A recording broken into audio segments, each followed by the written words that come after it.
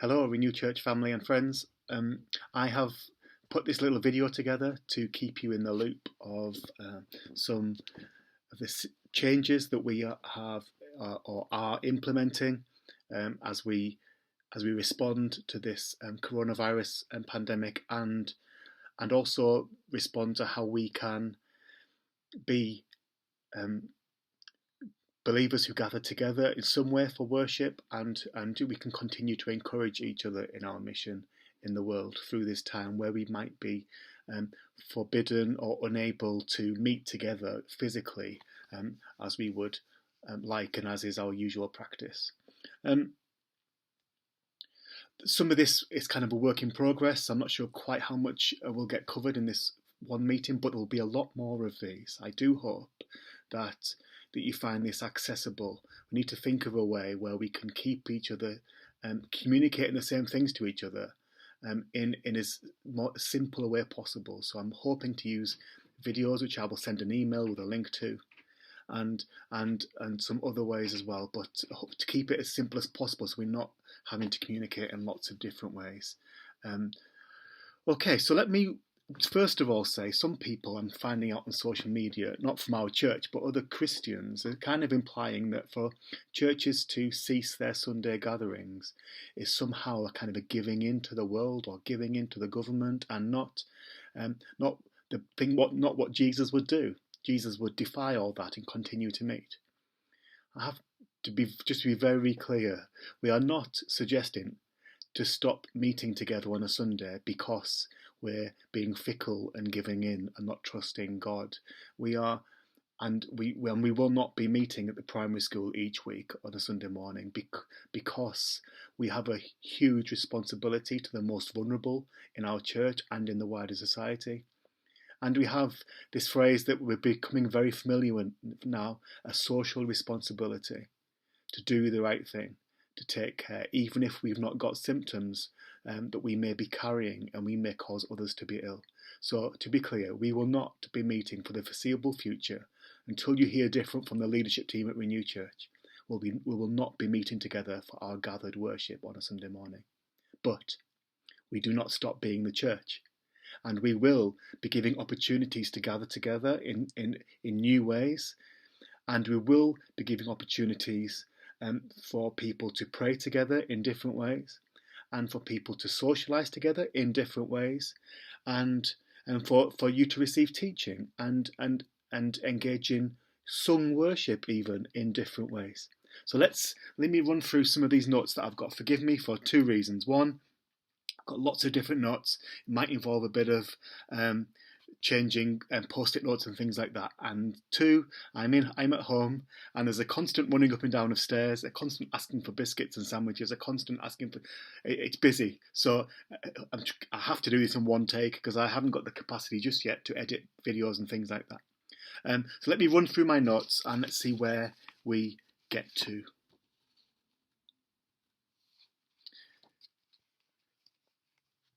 What I intend to do to give us a flavour of a Sunday morning is to prepare and upload two things. One, a playlist on Spotify, which I'll provide a link to, a playlist of different worship songs.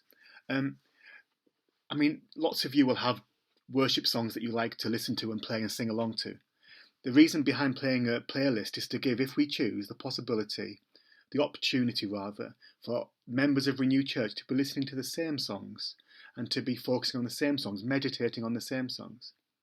And alongside that playlist of some worship songs, I'll provide, or someone will provide, a short message, kind of like a mini sermon, I suppose, again on video, which will be linked to YouTube. I've just set up a Renew Church YouTube channel, Renew Bottisham, and also we can send an email link to that, and it'll also go on the church's Facebook page, possibly on the church website, if I can work out how to do that. So in a sense, we've got an opportunity for some sung worship, and we've got an opportunity to listen to some teaching. I was on a run on Monday afternoon when it became clear that this was going to have serious and swift implications for us. And as I was running, I was listening to a song by Vicky Beeching called Listening. Check it out if you've got ways to do that. It reminded me immediately of 1 Samuel chapter 3 verse 10, where Samuel is sleeping in the temple under the care of Eli, and Samuel hears God's voice, but he doesn't recognize it as God's voice. He thinks Eli's calling him. You know the story. But through a process of listening and understanding and sharing understanding, Eli mentors Samuel into hearing God's voice and responding to God's voice. That line, "Speak, Lord, your servant is listening." It was contained in the song by Vicky Beeching, and also in the text. So I think I'm going to start kind of a mini series on helping one another to listen for God's voice. What better time than the time that we are in to focus our attention on listening to the voice of God. Some of us might find it easy to hear the voice of God and to respond to it. Some of us might find it harder to know when it's God speaking and not just our ideas or our thoughts. And sometimes the lines are blurred and it's a grey area, but I know there's times in my life when I've heard God speak, and that's either been hugely encouraging or hugely challenging or hugely strengthening, or really or it's caused me to worry because of the implications and the a little bit of fear at the way God's leading us. When God speaks, it's always good. I believe I heard God's voice when I first met Tammy and he told me that I was going to marry her. That gives me huge strength that our relationship is ordained by God. I believe we heard from God, maybe not audibly, but doesn't have to be audibly, equally strongly in our family's heart when we were called to Renew Church. We knew that this was the place that God was calling us to. How do we know that? Well, hopefully, over the next few weeks, we'll be sharing scriptures and sharing experiences and praying into and giving opportunities as we are isolated socially, as we reduce our connection socially, as we have more time maybe to be still and know that He is God, Psalm 46 verse 10. Then let's just see if God uses this time to bring us closer to Him. Let me say a quick caveat. I don't believe God has brought this on the people of the world necessarily, certainly not in the sense of punishment for anything. I believe, though, that as God's people, we have an opportunity here to say, God, where are you in this? God, what do you want to say to me in this? And God, how can we continue to follow you in this and to reach out to others in this too? Okay. So in addition to those playlists and little mini messages that we'll be uploading, it might not always be me, it might be another one of the leadership team as well. I also want to say that there's a really good online platform called Zoom. I've been using this for a long time for having mentoring meetings and group chats with people, ministers from all over the country and further afield. Zoom.us, check it out. It's a way of having a conversation, a bit like Skype or FaceTime. You can have meetings for up to 100 people, actually. You can have one-to-one meetings or up to 100 people in the meeting. And Zoom is really good because it enables you to see one another, not just hear one another. If you want to chat with me one-to-one, then you can send me an email or a text or call me up. So I'd really like a one-to-one chat. And of course that can be done on the telephone. But personally, I'd rather see you and chat with you, being able to see you and you see me. So if you don't mind that, send me a message, ask if we can have a chat, and and give me a potential time. If that time is mutually convenient, then I'll set up an opportunity for a conversation on Zoom.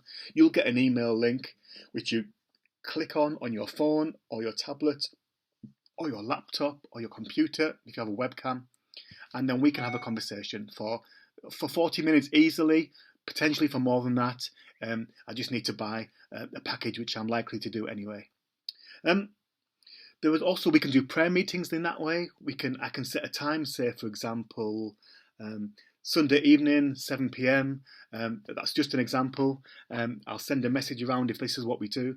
So anybody who wants to meet together and pray, then join the conversation at this time. And whoever turns up, It could be 2 people, it could be 100 people. And we can see each other and pray together.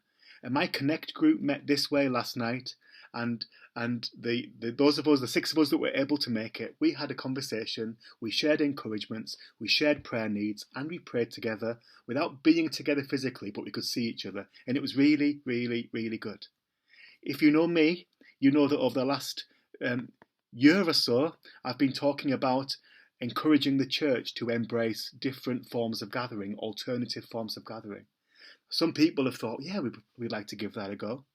Other people have thought, oh, this is way too scary. Or I would hate to not be able to gather together on a Sunday morning like we do. I understand those worries and fears and reservations. But what we find ourselves in now is a situation where we are forced to think about alternative ways of connecting together, and both with God, maybe within our church family and outside the church family. And so we're forced to be more creative. So please bear with us. This won't be slick, just like this video isn't slick. I think it might get a bit tighter over the weeks. I'll work out how to do different things with the technology to be able to display visual aids, for example, and get a bit more fluent with it all and the usage of the media. But bear with us, but just take this as an opportunity. We do not want to leave everyone to their own devices over however long this is going to last. We want to facilitate the coming together. So prayer meetings, pastoral conversations, leaders meetings will happen this week. We'll have a leaders meeting this week.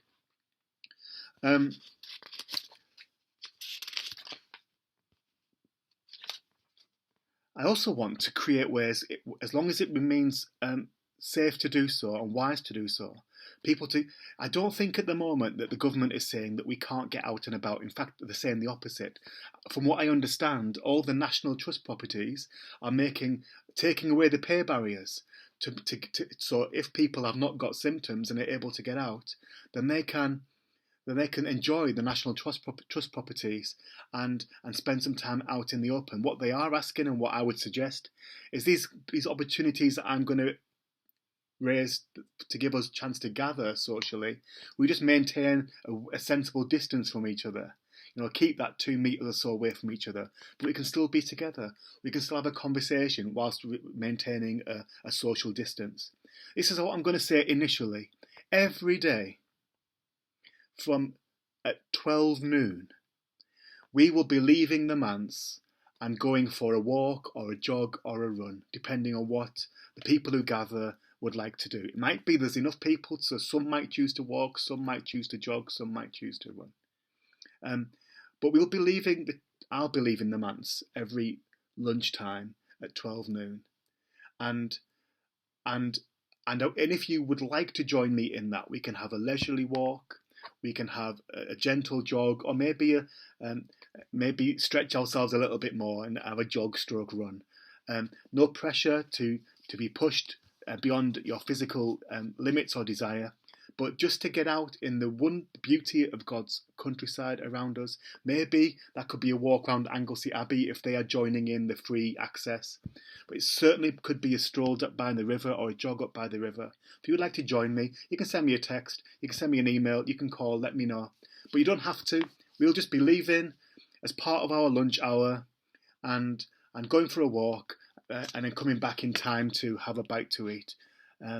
This, just because we're not meeting on a Sunday morning, this is going to be a very, very, very busy time for very, very many people, not least juggling the needs of family. Now the schools have closed, and work.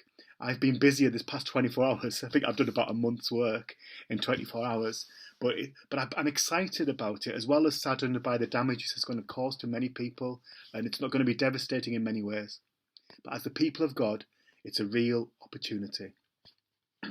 I'm going to draw to a close now because it's been almost 15 minutes and I don't want to take too much of your time, but I'll do these things regularly. I'll upload them to the new Renew Bottisham YouTube page. I will send an email link around to everyone. I'll work out the best way. We might be able to streamline the technology a bit to make it less confusing, but I think this is the simplest way to do this. And once you're in the habit, I think it will become even easier for those who maybe think that this is beyond you. Please, please, please try to access it so we can be there for one another. The final thing I'm going to do is pray. and then you look forward to seeing me and hearing my voice again soon with a new update. Let's pray together. Loving God, thank you that you are the same yesterday, today and forever. And even though our circumstances here change, and even though we have so many restrictions placed upon us at the moment, you are the same. You are Lord. You are God. You are good. Help us to hear your voice in this coming season.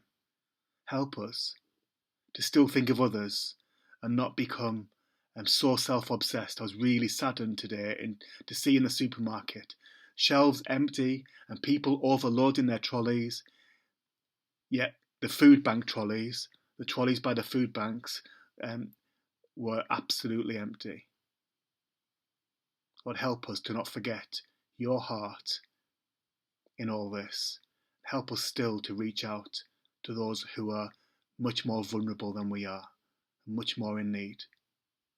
We are your church, and we love you, and we pray that you will help us to be safe, protect us, but also help us to serve you and to serve others through this coming season. Thank you, Lord, for Renew Church. Bless us as we continue to follow you, maybe in some different ways. Amen.